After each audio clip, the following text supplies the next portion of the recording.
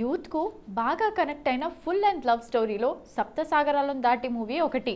కన్నడలో గుర్తింపు పొందినప్పటికీ తెలుగుతో పాటు ఇతర డబ్బింగ్ భాషల్లో ఆశించిన స్పందన దక్కించుకోలేదు. కానీ మిడ్ క్లాస్ అమ్మాయిగా ఎలాంటి గ్లామర్ కోటింగ్ లేకుండా చక్కని హావభావాలతో రుక్మిణి చూపించిన నటన ప్రేక్షకుల మనసులను గెలుచుకుంది. నిజానికి చాలామంది రుక్మిణి కోసం సీక్వెల్ చూడగలిగేలా చేసింది. అయితే ఈ విజయంతో వెంటనే వచ్చిన అవకాశాలు రుక్మిణి ఎదుర్కొన్న షాక్ మర్చిపోలేని విధంగా ఉంది. బాణాదారియల్లి, భగీరా, భైరతి రానగల్, అప్పుడో ఇప్పుడో ఎప్పుడో, ఏస్, మద్రాసి వంటి సినిమాలు వరుసగా ఫ్లాప్ అయ్యాయి.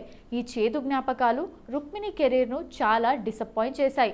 అయినప్పటికీ రుక్మిణికి అవకాశాలు మాత్రం తగ్గలేదు. రీసెంట్గా కాంతారా చాప్టర్ 1 ఏ లెజెండ్ రూపంలో ప్రేక్షకుల్ని మంత్రముగ్ధులుగా మార్చింది. అలాగే రుక్మిణి నటనకు అంతర్జాతీయంగా గుర్తింపు తెచ్చింది.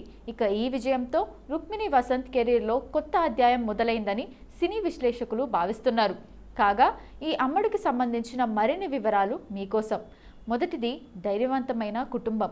రుక్మిణి తండ్రి కల్నల్ వసంత్ వేణుగోపాల్ 2007లో జమ్మూ కాశ్మీర్లోని ఉరీ ఘటనలో తన ప్రాణాలను సమర్పించి మరణానంతరం అశోక చక్ర పొందారు. ఇలాంటి ధైర్యం, సంకల్పం రుక్మిణిని చిన్నప్పటి నుండి ప్రభావితం చేసింది. రెండోది తల్లి నృత్యకళా నిపుణురాలు.